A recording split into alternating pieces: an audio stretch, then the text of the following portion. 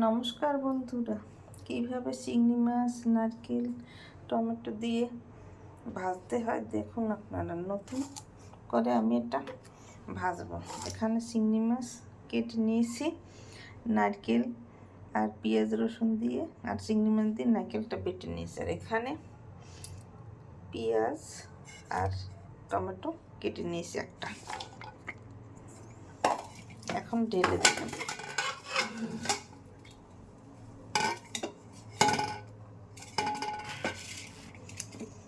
মধ্যে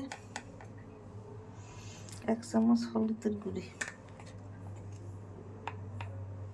1 চামচ মরিচের গুঁড়ি,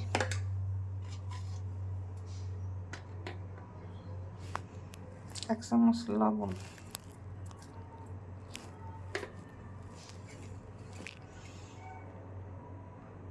1 চামচ তেল দিয়ে এটাকে মেখে এখানে পাতা দিয়েছি, এই পাতায় ভাজবো। মেখে দিব, 2 মিনিট পর ফিরে এসছি। 2 মিনিট পর ফিরে এসছি, মেখে দিয়ে দিয়েছি পাতায় আর সামান্য একটু জল দিয়ে দিই। এখন চুলা ধরিয়েছি,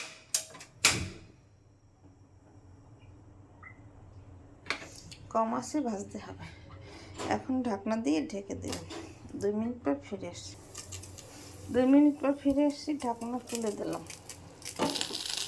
এই দেখুন, মাছ থেকে অনেকগুলো জল বেরিয়েছে, জলটা টানবে আস্তে আস্তে, তারপর মাছ ভাজা হবে।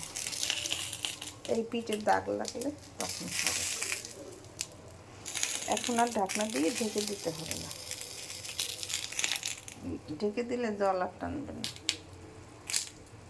2 মিনিট পর ফিরে আসছি।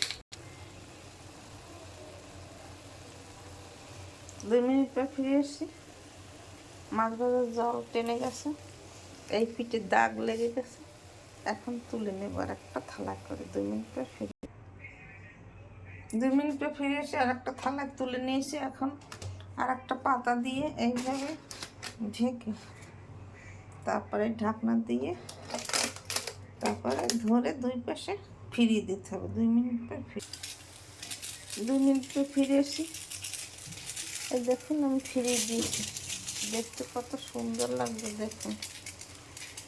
এখন একটু ঘুরিয়ে ঘুরিয়ে তেল দিতে হবে, সামান্য দিলেই চলবে। আপনারা সরিষার তেলও দিতে পারেন আর সয়াবিন তেলও দিতে পারেন, যেটা খুশি। তাই সরিষার তেল দিলে খুব ভালো লাগে খেতে। আমি সাদা তেল দিয়ে দিলাম।